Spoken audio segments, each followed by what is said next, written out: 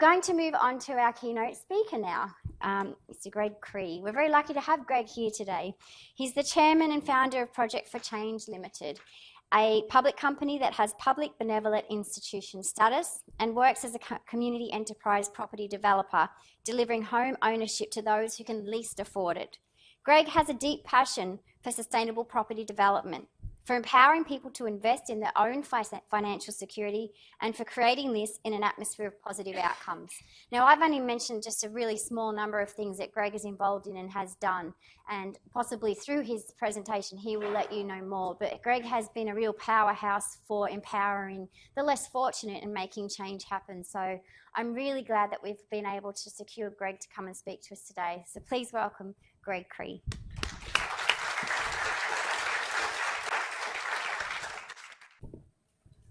Thanks, Leanne, and thank you, everybody, for the invitation. First, I saw some guys outside in suit coats. That's not sustainable on the Sunshine Coast. Pop up and take them off. The sponsor's done it, let's do it.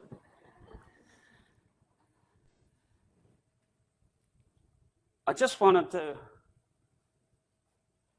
get you think about that, because that's the pathway I'm going to take you this morning when I set the timer, so I stopped talking at the right time.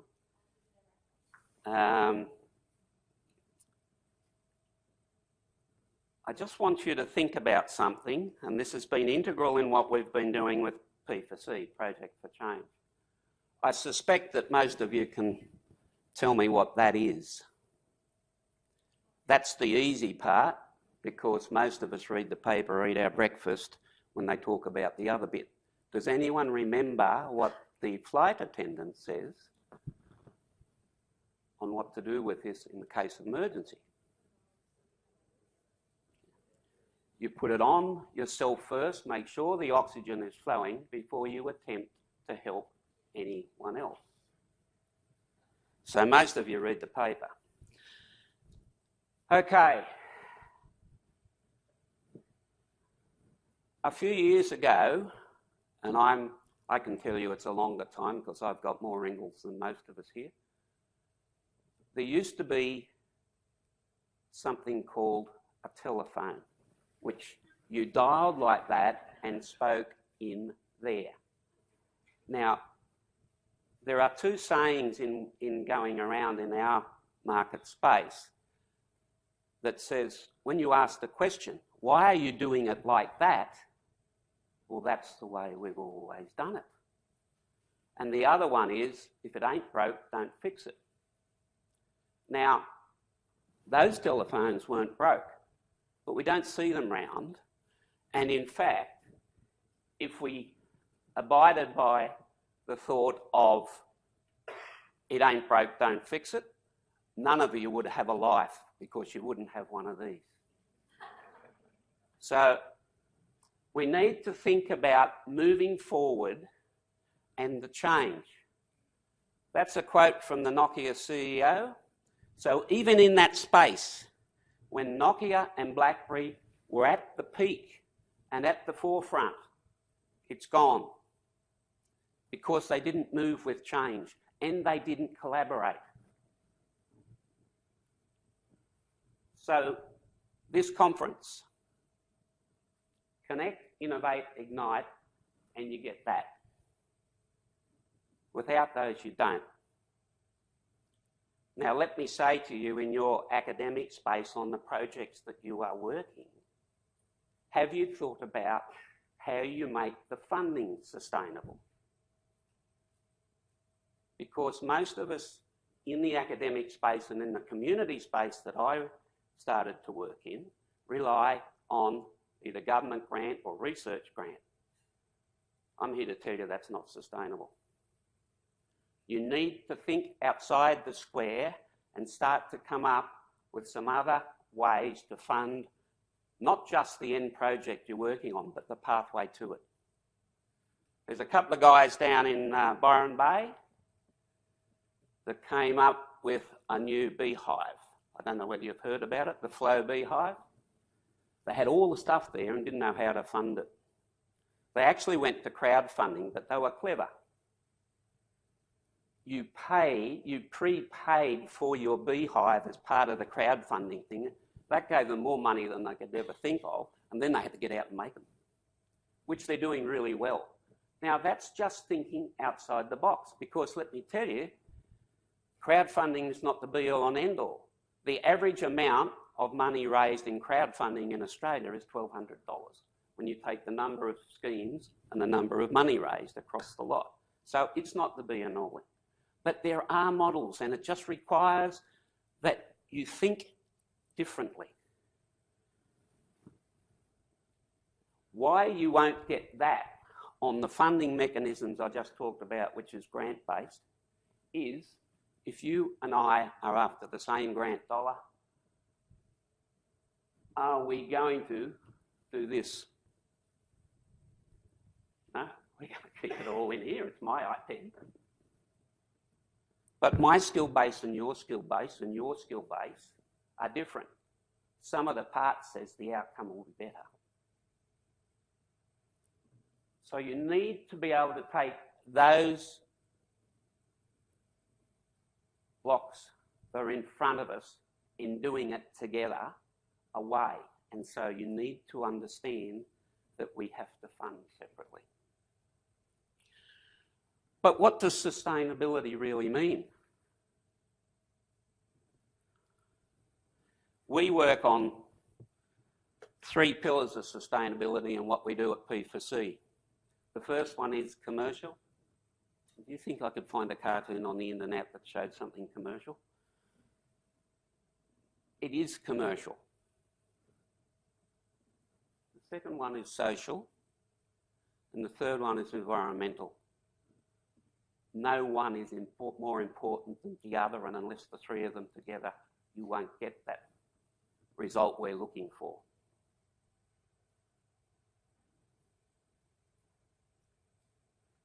Okay, so P4C, I'll tell you a little bit about what we're doing. And this is really interesting. In the for change part of this, when we set this up, was about housing and supporting innovation and women. We're just concentrating on housing at the moment because it's taking a little longer than we thought it would, which is always the way. It's the 22.5 rule. It takes twice as long, twice as much money, and you get half the return. What's come out of that? The for change bit has happened. I work with a lot of non-for-profits and community organisations because we're self-funded and I don't need to take their IP or do anything else. And collaborating, we get far better results. What's come out of that is we've now had to set up a wholly owned company under Project for Change called Impact Advisory, because they've all come to us and said, can you show us how to be a for-benefit organisation rather than non-for-profit? Because the non-for-profit mentality is we don't have to make a quid, therefore we really aren't accountable. There is nothing wrong with making a quid out of it, as Viola are doing, but it's what you do with that. You turn it back in.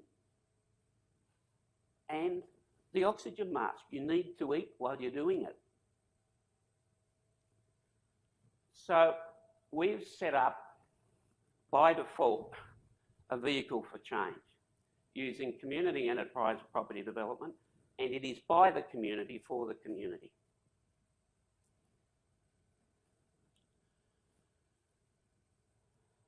If you see Simon Sinek's little YouTube of Start With Why, I started there, but we've been confused along the way because there's other things came in. The what for us is how do we get people from a whole range of things in society into housing? And the people we're targeting are low-income earners, people with disability, you two will be right, domestic violence, ageing in place, over 50 single women, the whole scenario of those who effectively really struggled to get the deposit, and I'll go into that at the end. One of the joys of this was I went out and lodged an application for as a charity for public benevolent institution, and everyone said, you won't get that, you're a filthy property developer. They won't give you one of those. And when things are meant to be, the chap in the ACNC, Australian Charities Commission, rang me and said, Greg, I love what you're doing, but you don't fit the box. That's all right, David, we'll change the shape of the box.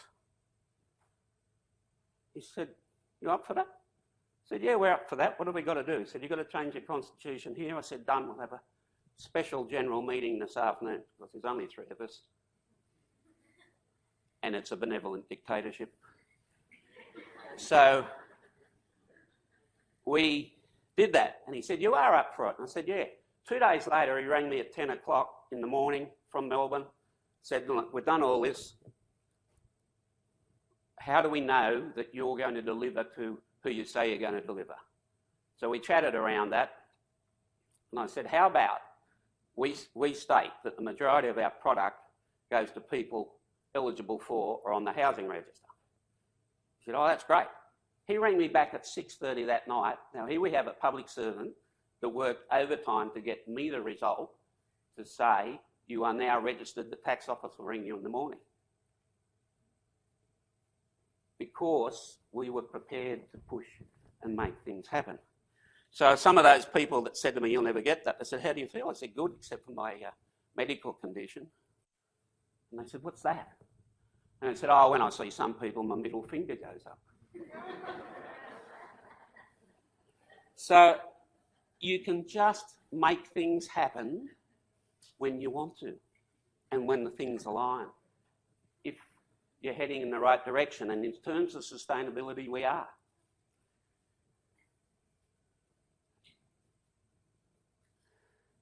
So that's a picture of a site we got out at Ipswich, which is just having the civil works completed, and I'll explain a bit more of that site.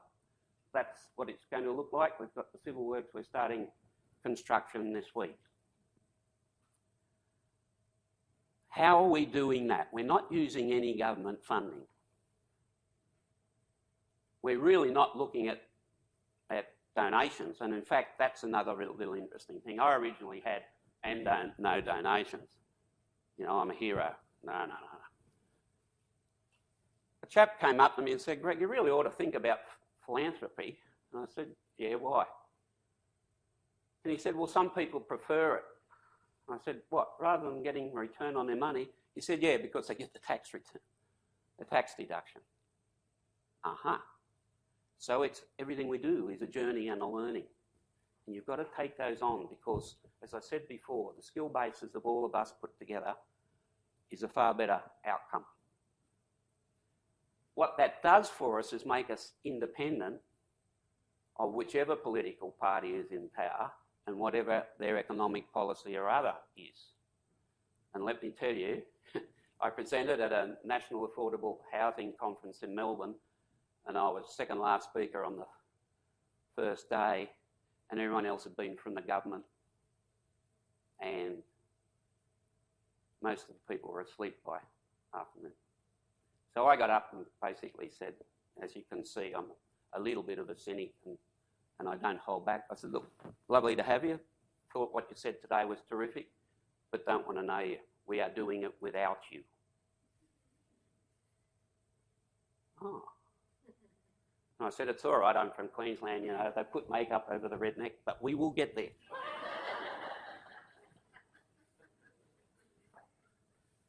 So that's what we're doing. And we've actually created our own impact investment fund where people in the community, and I talked about by community, for community, can invest in that fund, get a return, and we use that as our equity to then borrow in the market to build our projects.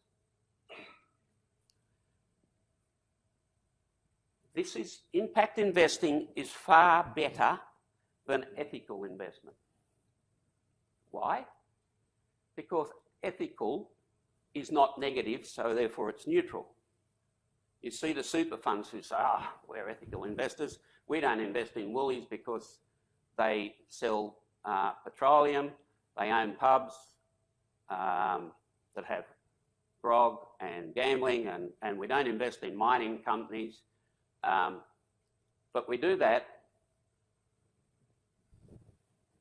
talking on one of these, looking at one of these, driving a car that uses fuel, and sitting in a building that's made of reinforced concrete. But we're ethical, and that's what we do. But that's not negative. It is not positive, it's neutral. Impact investing takes you to another level where you invest in the good guys. We see us as good guys. I just thought I'd tell you in case you didn't pick it up. So that's the start of it. It's about impact investing. And what do? We raise our equity, as I said, from people in the community. Currently, we're paying 8%. I'm not allowed to forecast what that'll be, but I can't see it changing. And I presented at Mullaney at an ethical investment thing recently, and we agonised over our fund in the structure, what the terms should be. And a lot of funds like this have a $50,000 entry fee because they're sophisticated investors and blah, blah, blah. But that's not community. Community's different. So we stuck with a $1,000 entry fee.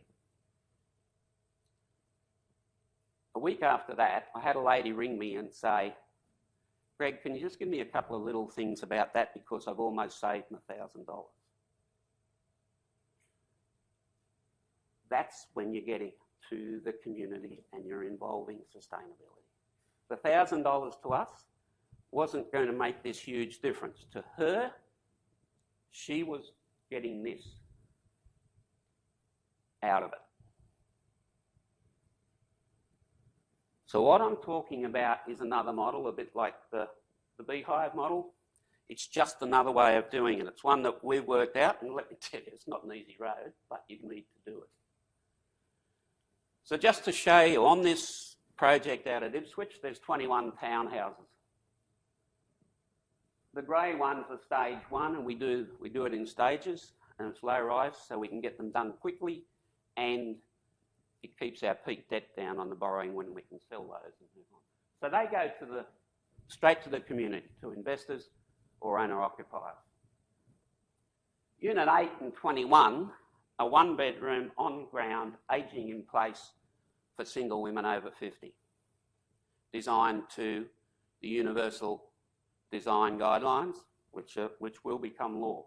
And effectively what that means, along with these, which are disability, is that you have wider doors for wheelchairs and trolleys, and your toilet pan's got space behind it, and you've reinforced the bathroom walls for grab rails, that sort of thing. These two are gold level disability with carer accommodation. Those 10 3-bedders go to the marketplace on our deposit assisted scheme, which I'll go to in a minute. In here, we have a community kitchen garden where the garden beds are up at this high, so if you're in a chair, you can still be part of it. That is our integrated community model. It reflects the community at large. We're not putting all one sort of people together. Because when you talk to particularly people with disability, that, it can be, I can be fine today and be in a chair for life tomorrow. They just want to be us. They want to be out there at functions like this, having a beer, having lunch, doing whatever. They don't necessarily all want to be in a group of people with disability. So that's what we're doing there.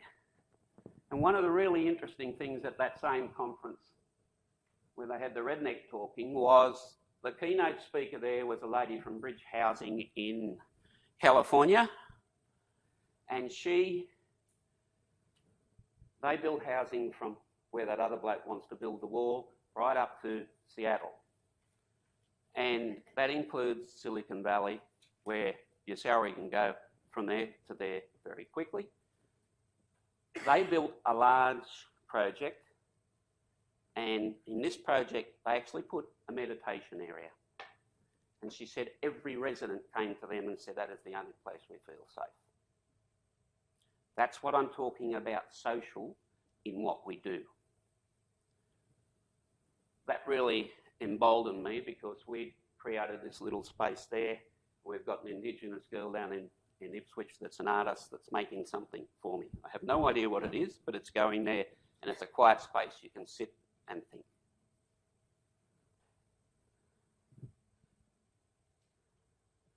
So in that community, which is the integrated community model, we have adaptable units. We have standard units to the market. We have the finance assisted. We've got mixes of combinations. The gardens, it's low-rise, freestanding construction. That's the other thing we did. If you see townhouses generally, they have party walls. We deliberately split those so they were freestanding, so have light and air right round. Because the people we're talking about, whether we like it or not, have been marginalised. And you want to develop their self-worth and bring them back, and that's the social part I'm talking about.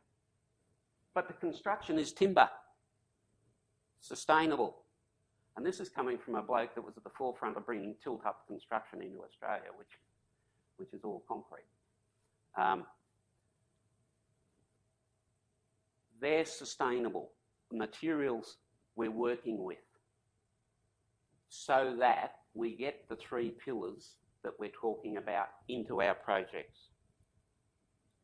Now, just to give you an idea how this works, those 3 bedders will sell at $300,000, and we're working in the fringes of Brisbane and then later in the other capitals, because we've got to be able to buy the land at a price that we can pass that on. And we're also working in the regions, negotiating some stuff up here at the moment. So what we say to the clients, and we work with Queensland Housing and Community Sector Banking and the local community organisations who know their clients, we're talking about low-income earners with this. And just let me fill you in, they're not all drug addicts. That might be the lady at the Coles checkout that you got your something today before you came here. It might be the girls working down in the coffee shop. It might be the truck driver delivering something. We view the state housing register in each state as a pyramid, and all the apex is the crisis. Down the bottom, you have people that have been waiting on that list since 1992 in Queensland. Their crime, they don't earn a lot of money because they can't get the deposit. They're probably paying more in rent than they will be in repayments. So what we say to them is, look, you need 60 grand. You're going to get 20 from the government, the first homeowner. If that was Greg Cree doing that as one of those filthy developers, I would be paying a marketing exercise of 15 to 20 grand to a marketeer, and the money would be gone just to get them pre-sold so I could borrow the money to build. We've got a good lender. We don't have to have pre-sales because they know we've got a pretty unlimited supply of buyers. So we put 30 in. We say to them, you've got 20. We want you to have some skin in the game because this is not a gift. We want to see around 10 from you. So here we have our 60. Now, we will leave our 30 in at no cost to them because that would affect their ability to repay. For a period of 5 years, the bank revalues at the end of 5 years.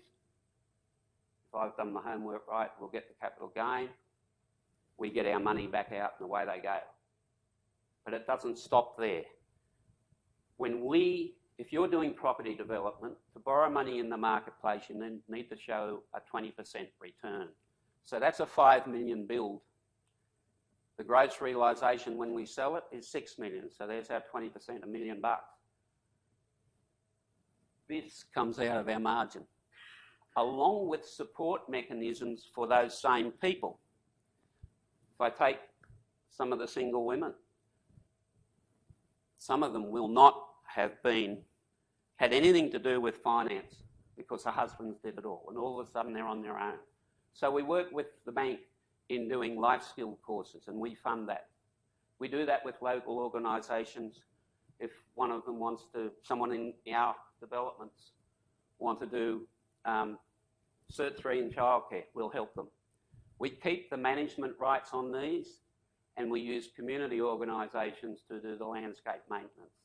So we develop this community, and it goes back to those 3 pillars.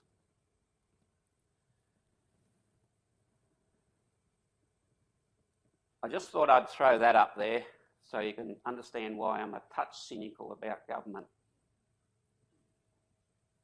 If that were me doing that, as against us, because we get some tax breaks, that's where we're at. That's a pretty big lump. And I try and work out why we should pay that so it goes to Canberra where they can work out where it comes back, other than it's a job creation scheme.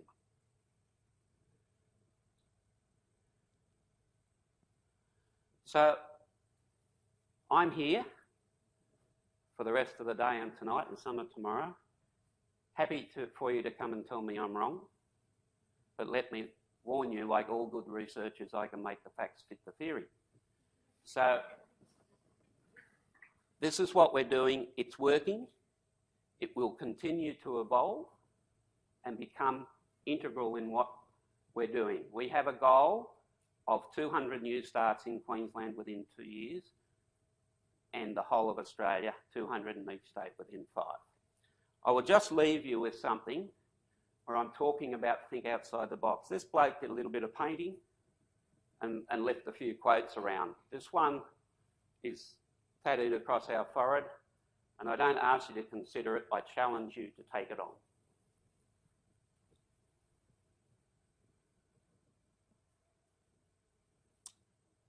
Thank you.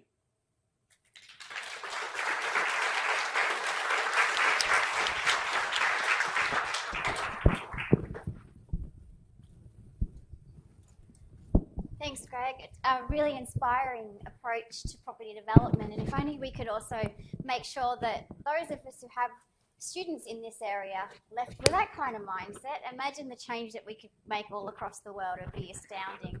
And that's what we're aiming for at our institutions, is to give our students new ways of approaching challenges that currently exist so they can go and do things like Greg's of the world are doing, just thinking about things in a whole new, different way. And I applaud you for what you've now done. Hopefully this takes off and you just become the norm, because that would be kind of cool.